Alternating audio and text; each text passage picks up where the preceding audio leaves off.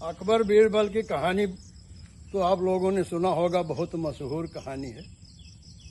और ऐसा ऐसा बात अकबर बीरबल से पूछ लिया करते थे कि लाजवाब, जिसका और छोर ही नहीं था। एक बार इनके दरबारियों ने दबाव डलाया बादशाह पर, तो बादशाह को कहा बादशाह ने कहा कि बीरबल ये बताओ, नाप कर लाओ कि धरती कितनी लंबी चौड़ी है और आसमान में कितने तारे हैं, ये हमें बताओ। कहा कुछ दिन का समय दीजिए, धन दीजिए। खूब धन ले लिया और समय ले लिया, घर पर रहने लगे।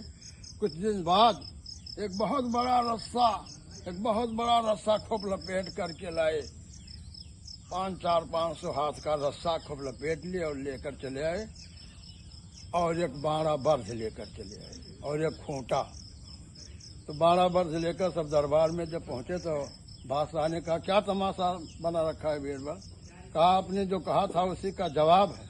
कहा क्या? कहा धरती हम नाप डाले हैं। कहा कहाँ अधोवाद पड़ रहा है, बीचों बीच कहाँ है? उन्हीं दरबार में वो खूंटा गाड़ने लगे, गाड़ दिया। कहा देखिए यह जो है यही धरती का बीचों बीच है। कहा कैसे? कहा हमने नाप लिया है, इसी रस्सा से पूरा धरती नाप लिया है।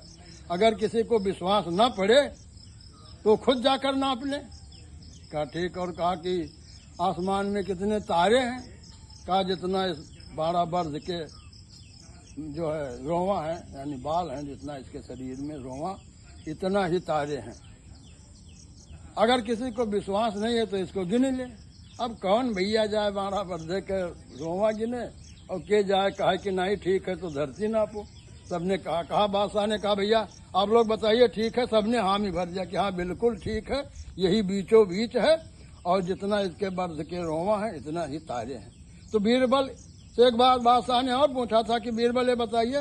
बीरबल बहुत ही काले थे, बहुत काले थे। तो बीरबल से कहा कि बीरबल ये बताइए, जब रूपगंज की बाजार लगी थी तब आप कहाँ थे?